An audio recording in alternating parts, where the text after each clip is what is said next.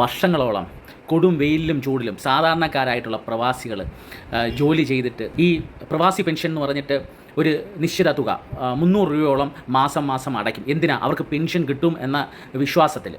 പക്ഷേ മാസങ്ങളോളം 2026 വരെ ഈ 10 വർഷക്കാലത്തിൽ ഒരുപാട് കുടിശ്ശികയുണ്ട്. ആ കുടിശ്ശികയെക്കുറിച്ചൊന്നും പറയുന്നില്ല. ആ കുടിശ്ശിക കൊടുക്കുമോ ഇല്ലേ എന്നുള്ള ഒന്നും പറയുന്നില്ല. LDF സർക്കാർ ഭരിച്ചിരുന്ന കാലഘട്ടത്തിലുള്ളതാണ്. ഇപ്പം 2 മാസമായി ഇപ്പോഴും പ്രവാസി പെൻഷൻ കിട്ടിയിട്ടില്ല. പക്ഷേ കുടിശ്ശിക 10 വർഷം LDF സർക്കാർ ഭരിച്ചിരുന്നപ്പോൾ ഉള്ള കുടിശ്ശിക ഒരുപാടുണ്ട്. ആ കുടിശ്ശിക അവർക്ക് ലഭിച്ചിട്ടില്ല.